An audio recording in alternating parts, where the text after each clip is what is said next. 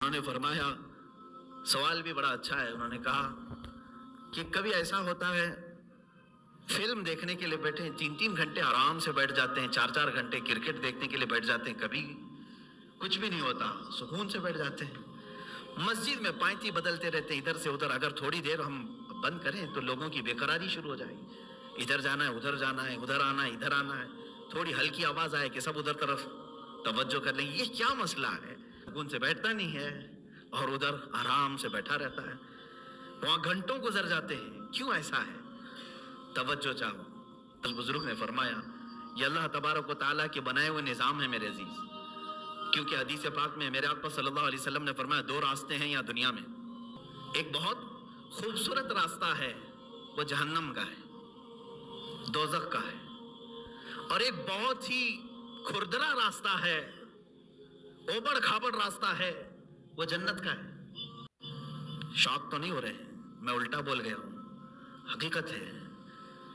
یہ اللہ کے نبی صلی اللہ علیہ وسلم نے فرمایا، اس بزرگ نے اس کے سوال کا جواب دیا، میاں بات یہ ہے اگر تجھے کانٹوں پر بٹھایا جائے تو کتنی دیر تک تو بیٹھے گا؟ پالتی ادھر سے ادھر پائتی بدلتا ہی رہے گا۔ ادھم کے راستے پر جو بیٹھا ہے 4 گھنٹے 5 گھنٹے وہ سکون سے ہی بیٹھے گا، اس لیے کہ دنیا میں اس کے لیے سکون بظاہر سکون نظر آئے گا، تو باغیچے میں بیٹھا ہے جیسے جس طرح سے، تو دوزخ کے راستے پر دنیا میں جو بیٹھا ہوا ہے وہ اپنے پورے گھنٹے خرچ کرے گا، اسے وہاں اطمینان کی طرح لگے گا۔ جنت کا راستہ اگرچہ کانٹوں بھرا ہے لیکن منزل بہت خوبصورت ہے۔ میرے عزیزو، اس بات کو سمجھ کر کے چلو، آج تھوڑا بہت سٹرگل کرنا ہوگا تب تمہیں قلب کا سکون ملے گا، اور اگر آپ گناہوں میں اپنے دل کی لذت اور سکون چاہتے ہیں تو یہ کیسا سکون ملے گا جانتے ہیں آپ؟ کھجلی والا سکون۔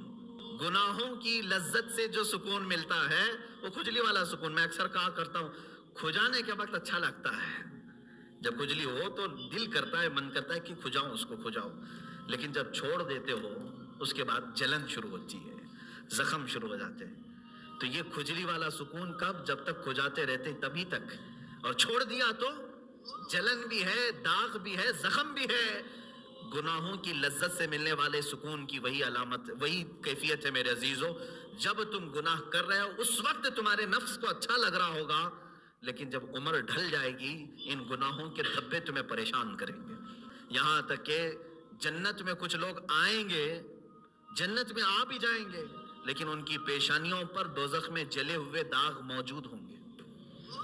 ان کو دوسرے جنتی دیکھ کر کے کہہ رہے ہوں گے فلاں فلاں گناہوں کی وجہ سے اسے داغا گیا ہے، ابھی تک داغ نہیں جا رہے، کتنے 100 سال کے بعد وہ آیا ہوگا جنت میں لیکن داغ نہیں جا رہے۔ کھجائے ہوئے داغ جلدی جاتے نہیں ہیں۔ ہمیں بچپن میں نہیں بلکہ جب نئی جوانی شروع ہوتی ہے تو ایک بیماری آتی ہے اکثر نوجوانوں کو، پمپلز کی، خاص طور پر حکمہ جو ہے، علاج اس کا سب سے بہترین علاج یہی بتاتے ہیں کہ اس کو ہاتھ نہ لگاؤ، بس اسے ناخن نہ لگاؤ، اس کو پھوڑو مت، اس لیے کہ وہ دھبا پیدا کر دیتا ہے۔ تمہیں بے قراری ہو رہی ہے اور جب تک اس کو نہ نکالوں، حالانکہ وہ بہت خراب تو نہیں لگتا لیکن تمہیں خراب لگنے لگتا ہے، یہ سائیکالوجی ہے، اس کو پھوڑ دیتا ہے، کھینچ کے نکال دیتا ہے۔ کچھ لوگوں کو تو میں نے دیکھا بلیڈ سے کاٹتے ہوئے، زخم تو کر لیا لیکن وہ ہمیشہ کے لیے اس پہ داغ رہ گیا۔ اب اس داغ کو ختم کرنے کے لیے پتہ نہیں کتنے کریم لگاتا ہے، پھر اس کو لیپا پوتی کی جاتی ہے۔ گناہوں کے ایسے ہی معاملات ہیں، جنہوں نے جوانی میں لطف اٹھائے، لذتیں اٹھائی، اپنے ہاتھوں سے گناہ کیے، اپنے شرمگاہ سے گناہ کیے، اپنی آنکھوں سے گناہ کیے، اپنے زبان سے کیے، چند دنوں کے بعد یہ گناہوں کے دھبے اس طرح سے ہوتے ہیں کہ اللہ رب العزت کی نظر رحمت اس کی طرف نہیں ہوتی ہے، اس کی دعائیں بار اجابت سے نہیں ٹکراتی ہیں۔ یہ تمام معاملات اس کے اپنے کیے ہوئے ہوتے ہیں، اسی لیے قرآن کہتا ہے ما اصابکم من مصیبت فبما کسبت ایدیکم، جو کچھ بھی مصیبتیں تم پر آتی ہیں یہ تمہارے اپنے ہاتھوں کی کمائی ہے، تم نے اپنے ہاتھوں سے کیا ہے۔ عزیزان گرامی وقار، اب قلب کے سکون کے لیے تھوڑا سٹرگل تو کرنا ہوگا، تھوڑا سٹرگل کرنا ہوگا۔ اولیاء کاملین نے جو مقامات حاصل کیے، آپ کرامات تو ان کے سنتے بھی ہیں، بیان بھی کرتے ہیں، کیا پہنچے ہوئے ولی تھے، لیکن کبھی سوچا آپ نے وہ پہنچے کس طرح سے تھے؟ ان کی ٹھوکروں میں مردوں کا زندہ کرنا اللہ نے رکھ دیا، ان کو طاقت و قوت اتنی عطا کی کہ اللہ رب العزت نے ان کے لیے پوری کائنات کو شب ہوتا ہے ان کا مقام۔ میرے عزیزوں، وہ یوں ہی نہیں حاصل کرتے، اپنے آپ کو اللہ کی بارگاہ میں فنا کر دیتے ہیں۔ اسی لیے شاعر نے کہا ہے مٹا دو اپنی ہستی کو اگر کچھ مرتبہ چاہو، مٹا دو اپنی ہستی کو اگر کچھ مرتبہ چاہو، کہ دانا خاک میں مل کر گلے گلزار بنتا ہے، بیج کو کیچڑ میں بونا پڑتا ہے تب جا کر کے پھول اگتے ہیں۔ تم اگر یہ سوچتے ہو کہ میں سارے مرغن غذائیں کھاؤں، بہترین چکن مٹن اور سارے گھی مرغن سب چیزیں کھا کر کے میرے دل کو ذکر کی لذتیں ملیں، مشکل ہے، ایسا مشکل ہے۔ یہ راستہ تھوڑا سا کٹھن ہے، میں تصوف کے راستے پر آپ کو کہہ رہا ہوں، کچھ چیزوں کو روکنا ہوگا، صبر کے راستے پر آنا پڑے گا۔ سرکار غوث پاک رضی اللہ تعالیٰ عنہ کی بارگاہ میں ایک بوڑھی خاتون آئی، اپنے بیٹے کو چھوڑ گئی، کہا اس کو اچھا بنائیے، اس کو اچھا بنائیے، اس پر اتنی نظر کیجئے کہ یہ آپ جیسا بن جائے۔ کہا ٹھیک ہے، اس کو چھوڑ جاؤ، خانقاہ میں رہنے لگا۔ چند دنوں کے بعد وہ خاتون آئی، دیکھا سرکار غوث پاک رضی اللہ تعالیٰ عنہ گوشت اور روٹی کھا رہے تھے، اور اس بچے کو سوکھی ہوئی روٹی دے کر کونے میں بٹھائے تھے، وہ پانی میں بھگو کر نرم کر کے کھا رہا تھا، اس کے گلے میں چبھ رہی تھی روٹیاں۔ ماں تھی، دیکھ کر کے گھبرائی اور کہا شیخ عبد القادر جیلانی رضی اللہ تعالیٰ عنہ سے، آپ تو بڑا اس کے ساتھ بے انصافی کا معاملہ کر رہے ہیں، نا انصافی کا معاملہ کر رہے ہیں، خود تو آپ گوشت اور روٹی کھا رہے ہیں اور میرے بچے کو سوکھی روٹی جو حلق سے اتر نہیں رہی۔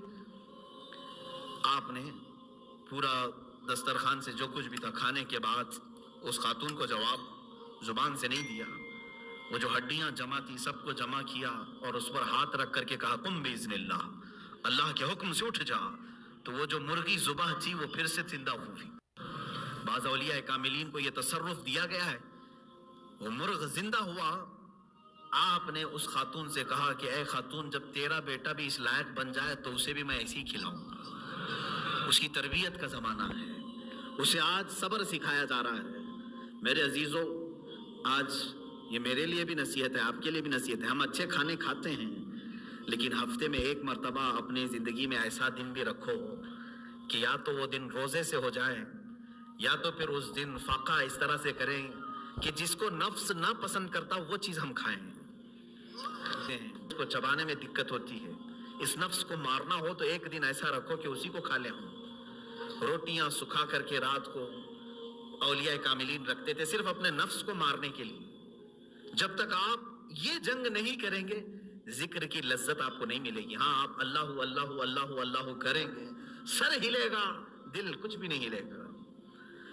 دل کو ہلانے کے لیے پریکٹیکلی طور پر آپ کو کچھ چیزوں سے گزرنا پڑے گا۔ سب سے پہلی چیز ہے اس میں اپنے غذاؤں پر کنٹرول، اپنے غذاؤں پر کنٹرول۔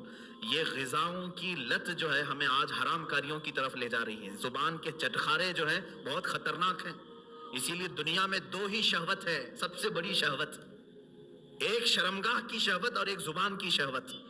ان دو کو اگر کسی نے شکست دے دیا تو وہ ولی بن جائے گا، ولی بن جائے گا۔ زبان کی شہوت یہ ہمیشہ اس کو جو لذت مل گئی وہی کھانا چاہتی ہے۔ جس کو گوشت کھانے کی لذت میں، گوشت حرام نہیں ہے، حلال ہے، لیکن کوئی اگر اس کا ایڈکٹ ہو گیا کہ بغیر اس کے تو مجھے چلتا ہی نہیں، تو گویا کہ تم گوشت کے غلام ہو، اپنے اوپر کسی چیز کو تم نے لازم کر لیا ہے۔ کچھ چیزیں ایسی ہیں میرے عزیزوں کہ یہ زبان تم سے وہ سب کراتی ہیں۔ اگر ایڈکٹ ہو گئے تھے، بغیر گوشت کے کھا نہیں سکتے تھے، اتفاق سے ایسا وقت آ گیا زندگی میں کہ پیسہ بھی نہیں ہے، کچھ بھی نہیں ہے، گوشت گھر میں نہیں آیا، کیا کریں گے؟ زبان دوسری چیز تو نگلتی نہیں، چوری کریں گے۔ اور کسی ایسی جگہ پر گئے جہاں پر صرف خنزیر کا گوشت مل رہا ہے وہ بھی کھا لیں گے۔ کھاتے ہوئے میں نے دیکھا ہے ممبئی میں، زبان کا چٹخارا ہے، پیزا میں پیزا ملتا ہے، خنزیر کا گوشت ڈال کر کے آدمی بیچ رہا ہے، لوگ خرید رہے ہیں، کھا رہے ہیں۔ نان ویج کھانے کا ایک شوق ہے۔ میرے عزیزوں، کوئی بھی چیز اپنے اوپر اتنی غالب نہ کر لو کہ تم اس کے غلام بن جاؤ اور مجبوری میں تمہیں وہ سب کرنا پڑ جائے۔ ہاں، دنیا سے بقدر ضرورت چیز اٹھاؤ، کسی بھی چیز کو اپنے اوپر حاوی ہونے نہ دو۔ لوگوں کی بات میں بتا کر کے اپنے ذکر کی مجلس شروع کرنے جاتا ہوں۔ ایک ہے سیدنا ابو بکر شبلی رضی اللہ تعالیٰ عنہ، سیدنا جنید بغدادی رضی اللہ تعالیٰ عنہ کے خلیفہ مجاز، مرید صادق۔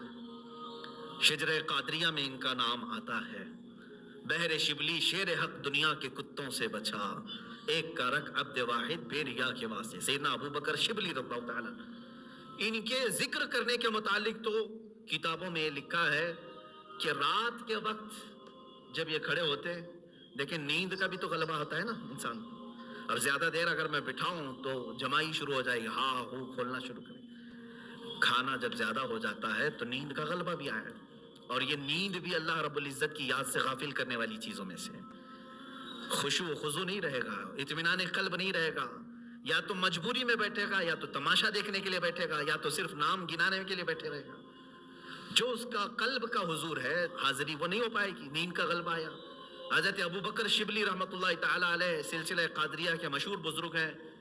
رات کو عبادت کے لیے کھڑے ہوئے، جھپکی آئی، اونگ آتی ہے، صرف ایک اونگ آئی، اللہ اکبر. اس کے بعد آپ اتنا روئے، اٹھے اور جا کر کے کیا کرنے لگے معلوم ہے؟ نمک میں سلائیاں پھیر کر اپنی آنکھوں میں لگایا.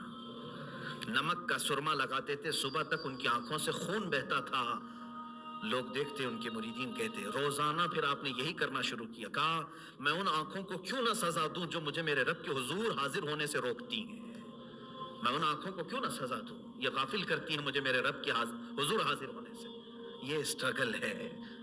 اولیاء کاملین یوں ہی یہ مقامات نہیں حاصل کیے، انہوں نے اپنے آپ کو فنا کر دیا یاد الہی میں.